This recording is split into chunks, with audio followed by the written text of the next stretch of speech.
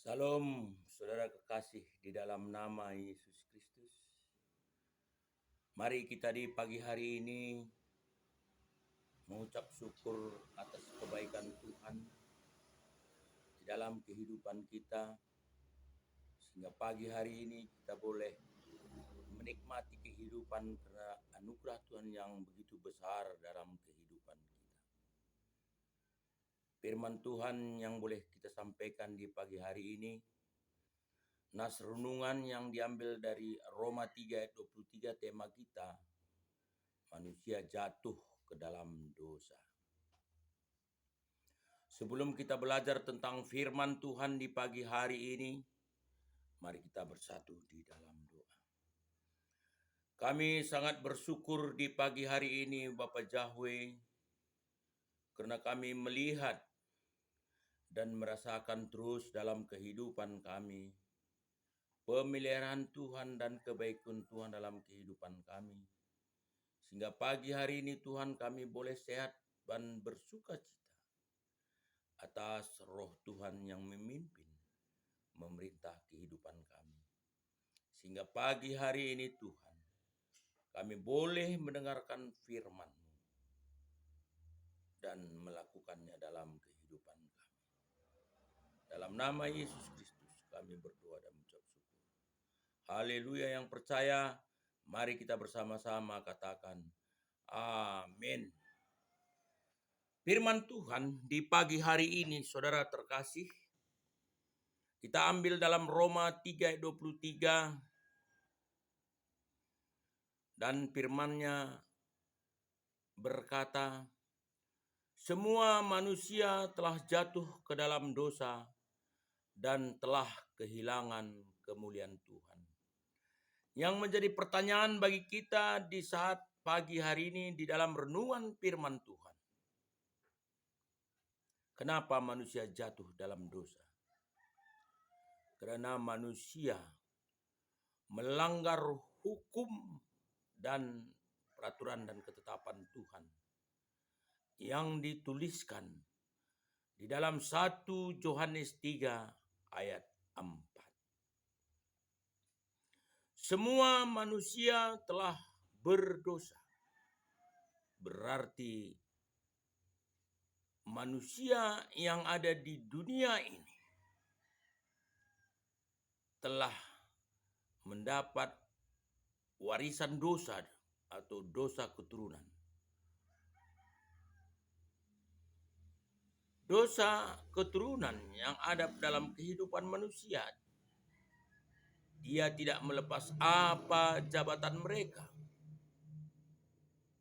Baik dokter, baik itu pedagang, pegawai negeri sipil, tua dan muda, sehat dan sakit, cantik dan jelek, semuanya telah mendapatkan warisan dosa dari Adam pertama yang telah melakukan pelanggaran hukum dosa. Maka semua manusia di dunia ini semua telah jatuh ke dalam dosa dan telah kehilangan kemuliaan Tuhan. Berarti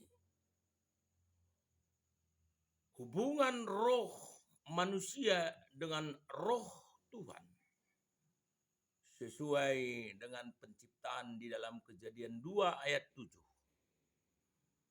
Tuhan membentuk manusia dari debu tanah dan menghembuskan napasnya, rohnya, sehingga manusia itu menjadi makhluk hidup.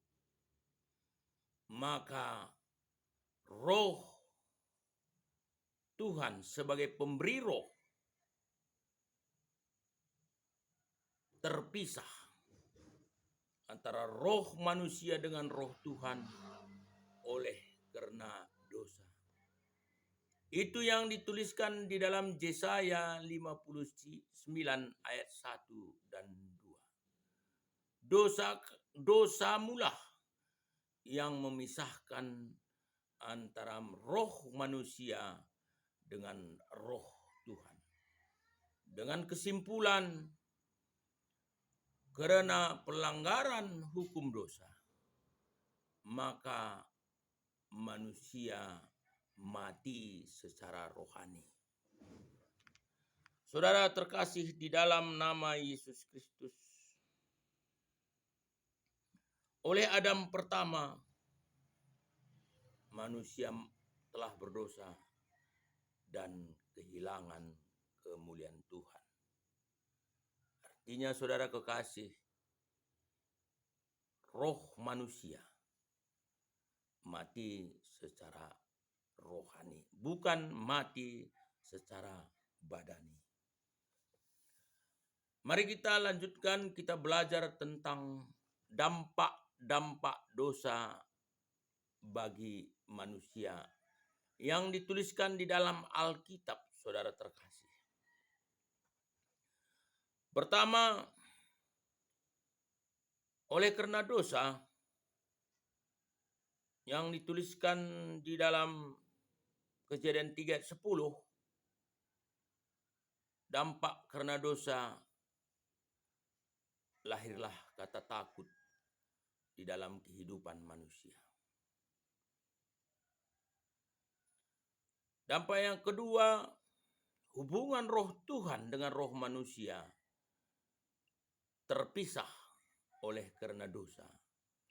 Itu dituliskan di dalam Yesaya 59 ayat 1 dan 2. Yang ketiga, berubahlah makanan manusia. Artinya saudara kasih, sebelum manusia jatuh ke dalam dosa, manusia memakan semua buah-buahan yang berbiji. Tapi setelah manusia jatuh ke dalam dosa yang dicatatkan dalam Kejadian 3 ayat 18, manusia memakan semua sayur-sayuran dan tumbuh-tumbuhan. Yang ketiga, dampak dosa, manusia diusir dari Taman Eden, saudara kekasih. Manusia tidak lagi berada di Taman Eden atau surga, karena dosalah yang membuat kita meninggalkan Tuhan dari Taman Eden. Yang keempat, saudara kekasih, wanita yang melahirkan harus merasakan kesakitan. Dan yang kelima, manusia terus mencari-cari alasan. Seandainya mereka bersalah, mereka mencari alasan supaya mereka menutupi kesalahannya. Seperti Adam yang berkata kepada Tuhan, wanita yang kau berikan Tuhan memberikan buah pengetahuan baik dan benar, sehingga aku memakannya. Adam tidak mau mengakui kesalahannya di hadapan Tuhan. Itulah dampak dosa yang dilakukan oleh manusia pertama, yaitu Adam. Ada juga, saudara kekasih, kita melihat dampak dosa yang dituliskan oleh Rasul Paulus di dalam Roma 1 ayat 21. Pikiran gelap, saudara kekasih. Karena tubuh dosa yang melekat di dalam jiwa, karena roh Tuhan dengan roh manusia terputus, maka roh iblis atau yang dikatakan tubuh dosa melekat di dalam jiwa. Jiwa itu pikiran, perasaan, dan kehendak. Maka begitu roh Tuhan terputus dengan roh manusia, maka masuklah roh iblis, roh setan melekat di dalam jiwa, sehingga jiwa diperhamba atau diperintah oleh roh Tuhan untuk melakukan kehendaknya, sehingga pikiran, perasaan, dan kehendak memerintah tubuh untuk melakukan kehendak iblis. Seperti Rasul Paulus katakan di dalam Roma 1 ayat 21, pikiran gelap. Di dalam 2 Korintus 4 ayat 4, yaitu pikiran buta. Di dalam 2 Korintus 4, 2 Korintus 11 ayat 4, pikiran sesat, pikiran tumpul, dan pikiran sia-sia, saudara kekasih. Itu yang memulai kita sehingga kita diseret untuk melakukan pekerjaan-pekerjaan yang tidak berkenan di hadapan Tuhan. Contoh dalam keseharian kita, saudara kekasih, bagaimana itu pikiran buta, gelap, tumpul, dan sia-sia karena tubuh dosa menempel di dalam jiwa. Jiwa itu pikiran, perasaan, kehendak, sehingga jiwa diperintah oleh roh dunia atau setan untuk melakukan kehendaknya, sehingga jiwa, pikiran, perasaan, dan kehendak memerintah tubuh untuk melakukan kehendak setan. Sehingga contoh dalam kehidupan sehari-hari, biasanya secara umum manusia tidur jam 10 malam, tapi karena tubuh dosa melekat di dalam jiwa, maka yang dikatakan pikiran gelap, buta, tumpul, dan sesat, maka seseorang itu keluar malam. Mungkin malam pertama tidur jam 11, 12. Malam berikutnya, tetapi kalau sudah keluar malam, saudara kekasih, mungkin pertama duduk di warung kopi, mungkin hari berikutnya duduk di warung kafe, mungkin malam berikutnya kita sudah berada di tempat-tempat kafe yang diisi oleh bidadari.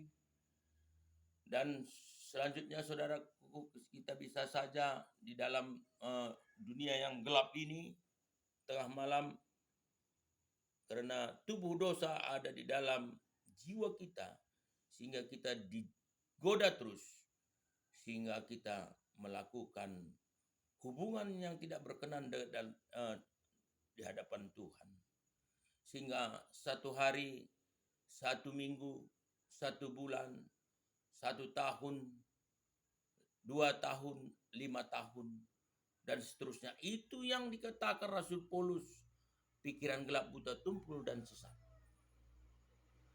Kalau Yakobus katakan di dalam Yakobus 1 ayat 18, itu keinginan daging. Kenapa keinginan daging menguasai kehidupan kita?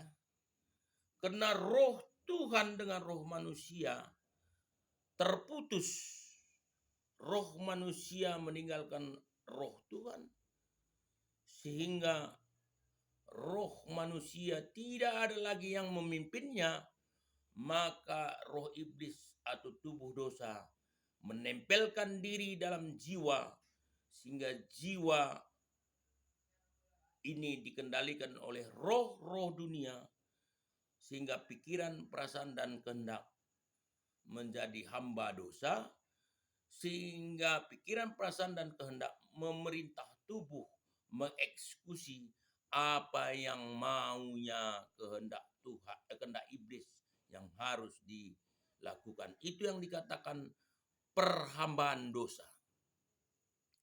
Sehingga Yakobus mengatakan di dalam Yakobus 1 ayat 15, keinginan daging yang dilakukan menjadi dosa, dosa yang telah matang membawa kita ke dalam maut. Jadi maut itu tidak langsung terjadi, tetapi mereka berjalan 1, 2, 3 langkah demi langkah sehingga manusia itu menjadi hamba dosa. Hamba dosa di dunia ini sangsara, dan di dunia akan datang masuk neraka, saudara kekasih. Jadi, saudara-saudara kekasih, inilah dampak dosa yang dilakukan oleh manusia, oleh Adam pertama, saudara kekasih. Banyak contoh-contoh di Alkitab yang melakukan atau seseorang itu yang menjadi hamba dosa atau jatuh ke dalam dosa. Itu kita lihat bagaimana si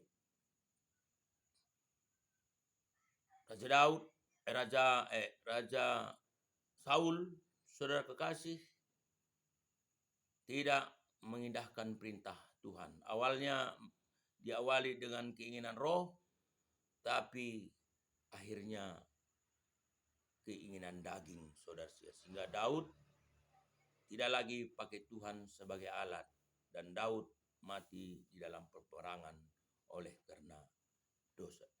Saul oleh karena dosa. Dan begitu juga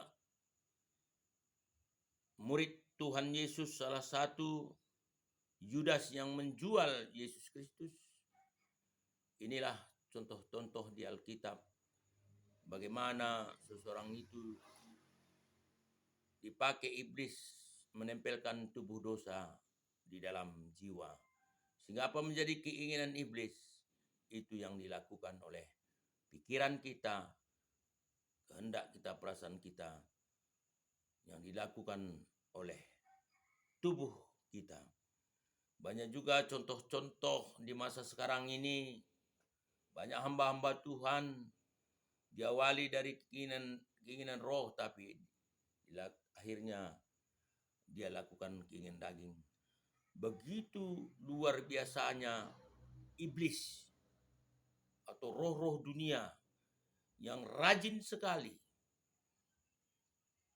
mengelilingi manusia, memperhamba manusia, menakut-nakuti manusia supaya manusia itu menjadi hambanya.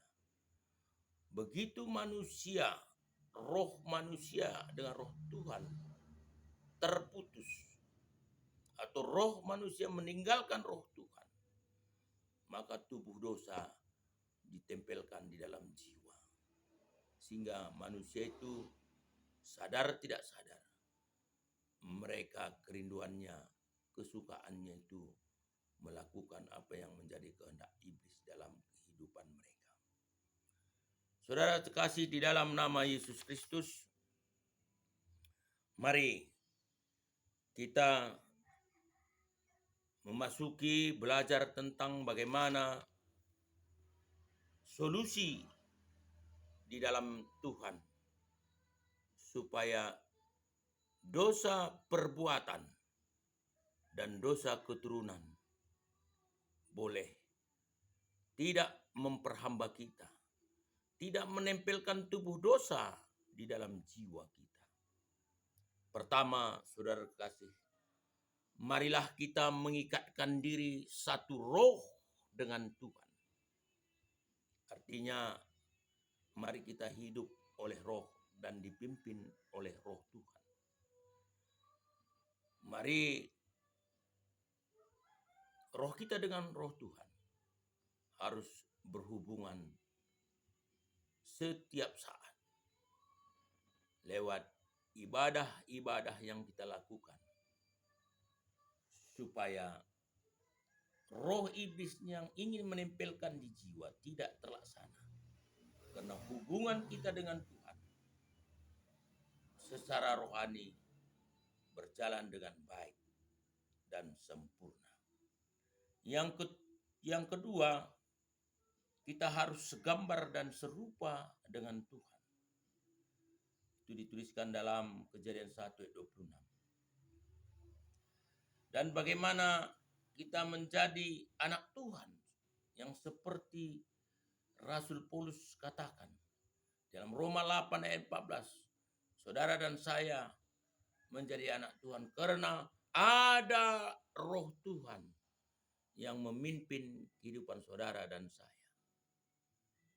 Seperti di dalam 1 Korintus 6 ayat 17, mengikatkan roh Tuhan dengan roh kita menjadi satu roh. Berarti roh Tuhan dengan roh kita menjadi satu. Tuhan yang kudus, kita berusaha untuk mengejar kekudusan, sehingga firman Tuhan yang ada dalam hati kita menguduskan kita, sehingga roh Tuhan boleh mengikatkan diri dari satu roh dengan kita. Sehingga kalau roh Tuhan yang menguasai, memimpin kehidupan kita, maka roh Tuhan memerintahkan roh kita, dan roh kita memerintahkan jiwa kita, pikiran, perasaan, dan kehendak. Sehingga pikiran, perasaan, kehendak melakukan apa yang dikehendaki oleh Tuhan di dalam kehidupan kita. Kehendak Tuhanlah yang diperintahkan oleh roh kita. Roh kita memerintahkan jiwa, pikiran, perasaan, dan kehendak. Dan pikiran kita memerintahkan tubuh kita melakukan apa yang dikehendaki oleh Tuhan.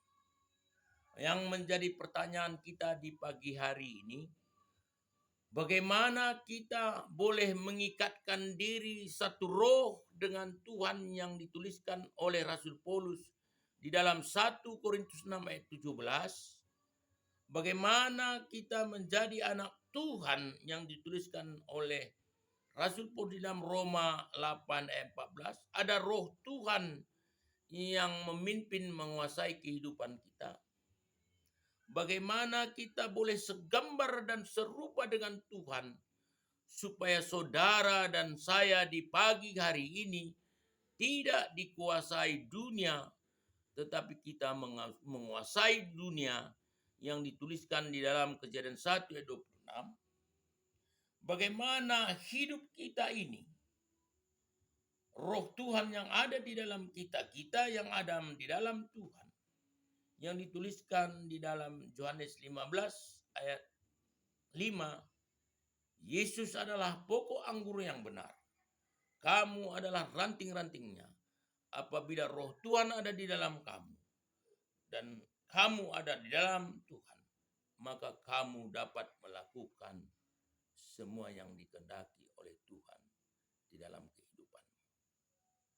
Yang menjadi pertanyaan di pagi hari ini, saudara kekasih, bagaimana caranya kita boleh menyatukan diri, mengikatkan diri satu roh dengan Tuhan, supaya kehendak Tuhan boleh kita lakukan, dan tubuh dosa oleh karena dosa kita terlepas dari perhambaan atau siksaan atau dampak dari dosa, tapi oleh karena kasih karunia Tuhan, saudara dan saya boleh diselamatkan di pagi hari ini. Yang pertama, saudara kekasih, kita harus mencari tahu. Kalau sudah tahu, amin. Kalau belum, Inilah gunanya kita mendengarkan firman di pagi hari ini. Kita harus mencari tahu apa yang menjadi kehendak Tuhan di dalam kehidupan kita. Yang harus kita lakukan untuk memuji serta memuliakan nama Tuhan. Hubungan roh Tuhan dengan roh kita berjalan dengan baik, maka tubuh dosa akan putus dan tidak akan menempel di dalam jiwa. Itu boleh kita lihat di dalam Roma 10 ayat 9 dan 10. Mengaku dengan mulut, percaya dengan iman, saudara dan saya di pagi hari ini pasti diselamatkan. Ada jaminan kepastian bersama Tuhan Yesus Kristus. Kalau ada kerinduan kita, ada keinginan kita untuk mengetahui apa menjadi kehendak Tuhan dalam kehidupan kita, sehingga kita memulainya, saudara kekasih, mencari tahu dalam kehendak Tuhan sewaktu kita beraktivitas, waktu kita melakukan sesuatu dalam kehidupan kita. Karena di luar Tuhan kita tak dapat melakukan apa-apa. Yang kedua, saudara terkasih, buka pintu hati kita di hadapan Tuhan. Itu dituliskan di dalam Wahyu 3:20. Firman Tuhan berkata, lihat aku berada di muka pintu hatimu, aku mengetuk. Adakah orang mendengarkannya dan membukakan pintu hatinya, dan aku akan masuk apabila mereka membukakan pintu hatinya, makan bersama-sama mereka, dan mereka makan bersama-sama. Jadi kebebasan yang Tuhan berikan dari apa yang menjadi kerinduan kita, itu tetap di tangan saudara dan di tangan saya di pagi hari. Tuhan tidak pernah intervensi kebebasan kita mulai dari kitab Kejadian sampai pada saat hari ini. Saudara rindu akan kehendak Tuhan. Saya rindu akan kehendak Tuhan dan mau membukakan pintu hati saya di pagi hari ini dan membuka pintu hati saudara di pagi hari ini. Itu pilihan saudara, itu pilihan saya. Bukan itu intervensi dari Tuhan, karena Tuhan memberikan kebebasan untuk iman, dan iman saya menjadi berkualitas di hadapan Tuhan. Kalau roh dunia yang dikatakan iblis, dia pasti intervensi, pasti menakut-nakuti. Tapi roh Tuhan tidak, saudara kekasih. Begitu kita membuka pintu hati kita, roh Tuhan masuk. Setelah roh Tuhan masuk, karena kita buka hati kita, maka di dalam 1 Petrus 1 ayat 2, roh Tuhan bekerja di dalam kehidupan kita. Tuhan menguduskan kita. Karena Tuhan itu kudus. Yang dituliskan di dalam 1 Petrus 1 ayat 16. Tuhan yang kudusan itu, karena roh Tuhan yang ada di dalam kehidupan kita, sehingga roh Tuhan itu menguduskan kita, sehingga kita kudus di hadapan Tuhan, sehingga Tuhan yang kudus itu menjadi satu. Itu yang dikatakan mengikatkan diri menjadi satu roh dengan Tuhan, atau segambar serupa dengan Tuhan.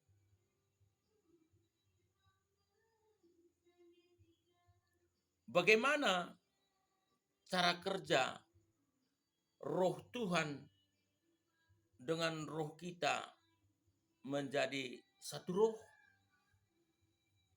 Tadi telah kita sampaikan, ada kerinduan.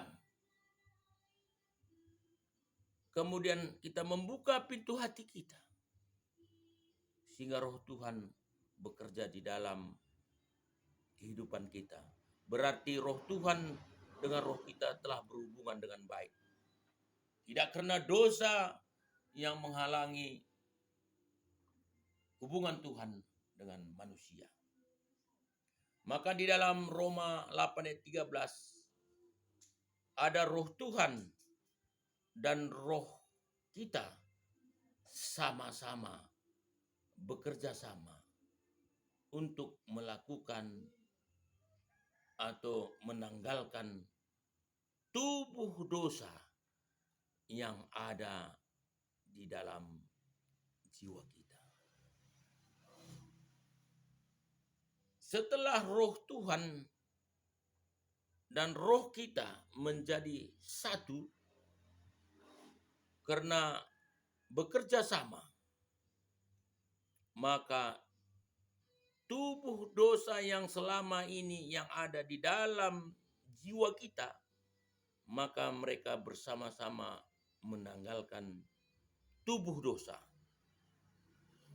Sehingga tubuh dosa itu keluar dari kehidupan kita sebagai orang percaya, maka semua aktivitas kita dipimpin oleh roh Tuhan, lewat roh kita, sehingga roh kita memimpin jiwa, jiwa itu pikiran, perasaan, dan kehendak, dan jiwa memimpin tubuh kita sesuai dengan kehendak Tuhan. Tubuh dosa itu bisa kita lihat di dalam penanggalan tubuh dosa. Itu bisa kita lihat di dalam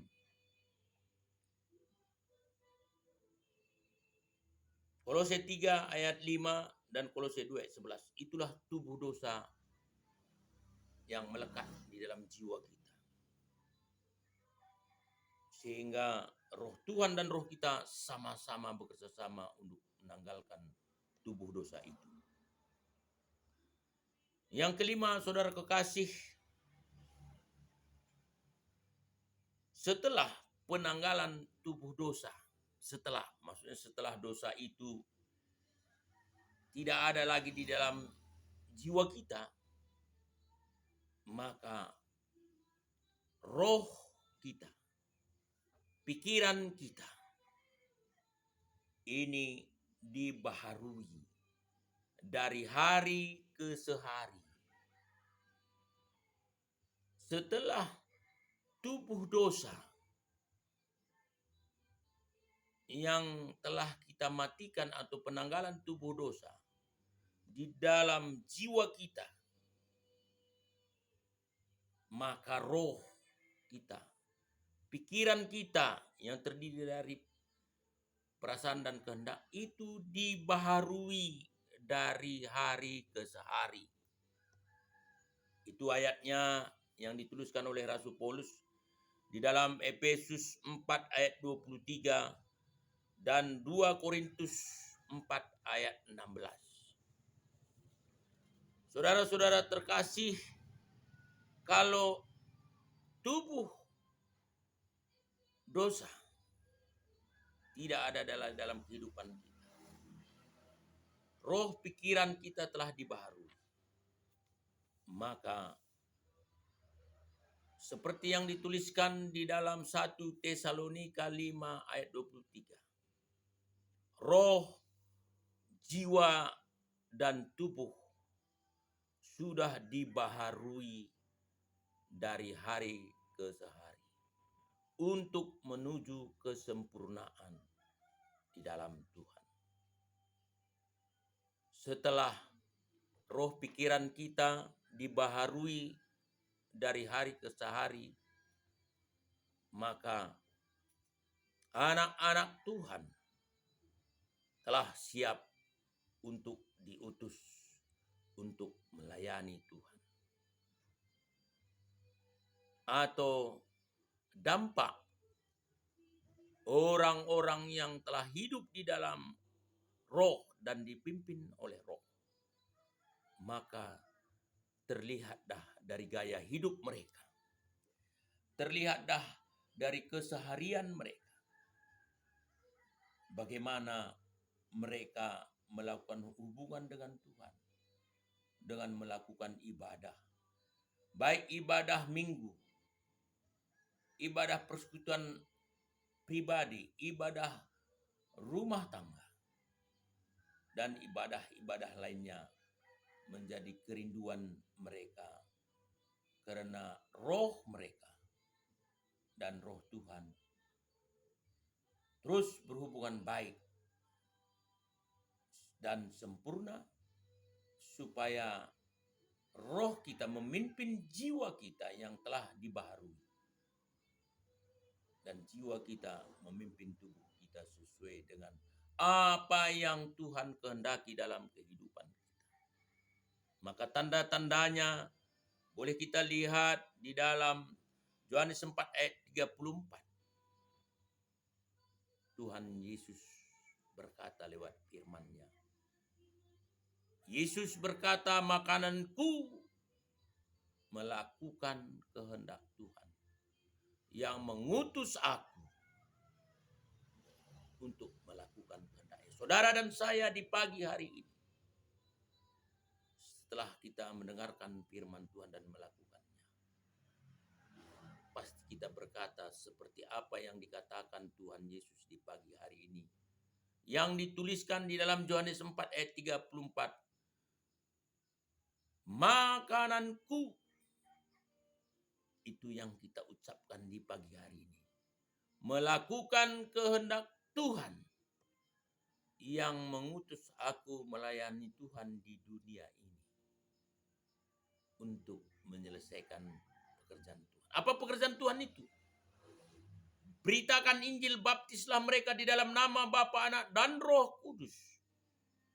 Yang dituliskan di dalam Matius 28, 19-20. Itu perintah, ketetapan, dan yang dilakukan oleh yang diperintahkan Tuhan kepada saudara dan saya hari ini.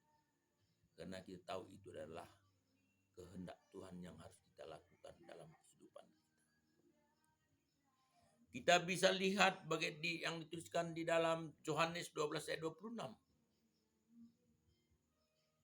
Tuhan memerintahkan kita supaya melayani Tuhan.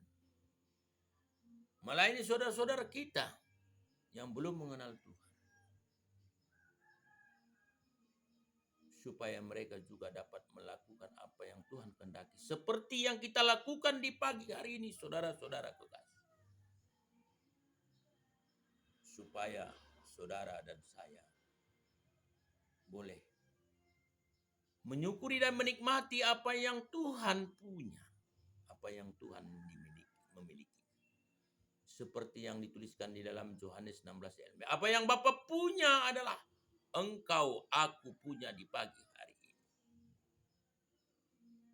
Bukan itu saja, ada dampak-dampak selagi kita hidup di dunia ini yang dituliskan di Alkitab, saudara kekasih. Kalau kita telah melakukan, kalau tubuh dosa itu tidak ada melekat dalam jiwa kita, roh Tuhan yang memimpin kehidupan kita, yang dituliskan di dalam Ulangan 10 ayat 13, baik keadaanmu. Bagaimana seorang dia katakan baik keadaan? Saudara dan saya pasti sehat, pasti penuh sukacita, pasti berkecukupan seperti yang dituliskan di dalam 1 Korintus 1 ayat 15. Kita kaya dalam segala hal. Itu yang dimaksud firman Tuhan kepada kita hari ini, saudara kekasih.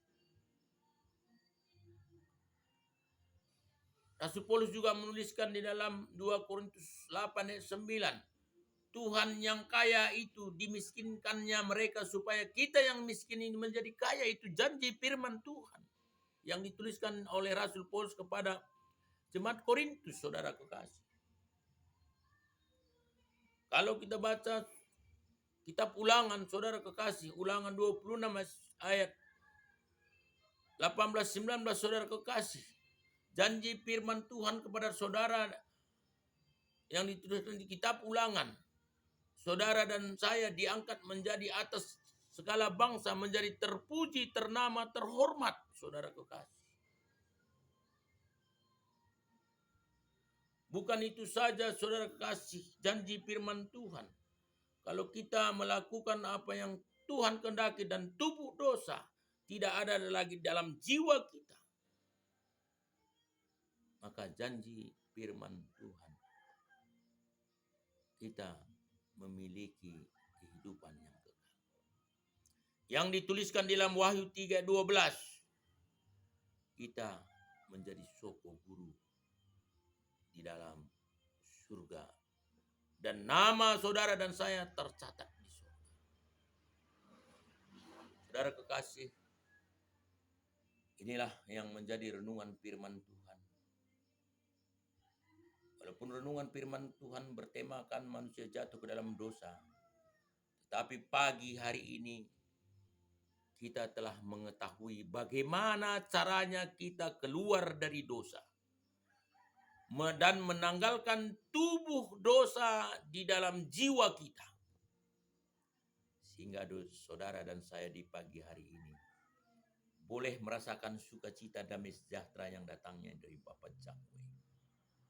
Berkat-berkat rohani akan melimpah kepada saudara dan saya di pagi hari ini. Supaya apa yang Tuhan punya, baik di bumi maupun di surga, semuanya telah diletakkan di bawah kaki Yesus. Menjadi milik saudara dan saya di pagi hari. Terima kasih Bapa di surga. Itulah yang renungan firman Tuhan yang boleh kami sampaikan menurut kehendak Tuhan di pagi hari ini. Kami percaya Roh Tuhan memberkati saudara dan saya di pagi hari ini. Dan Roh Tuhan dan roh kita mengikatkan diri satu roh dengan Tuhan, yang dituliskan oleh Rasul Paulus 1 Korintus 6 ayat 17. Tuhan Yesus memberkati saudara dan saya. Haleluya, haleluya. Mari kita bersatu di dalam doa. Kami sangat bersyukur di pagi hari ini Tuhan Yesus yang baik, karena Tuhan masih izinkan kami untuk mendengarkan firman-Mu. Dan kami percaya Tuhan, Roh Tuhan yang menguasai, memimpin, memerintah hidup kami, sehingga kami dimampukan taat untuk mendengarkan dan melakukan firman-Mu dalam kehidupan kami. Kami percaya di pagi ini kami diberkati, keluarga kami, kesehatan kami, ekonomi kami. Kami percaya ketaatan kami di dalam melakukan kehendak-Mu, itu yang dilakukan oleh kehidupan kami. Sehingga roh Tuhan dengan roh kami boleh berhubungan dengan baik sesuai dengan kehendak Tuhan. Dalam nama Yesus kami berdoa dan mengucap syukur. Haleluya. Haleluya. Yang percaya mari kita bersama-sama katakan amin.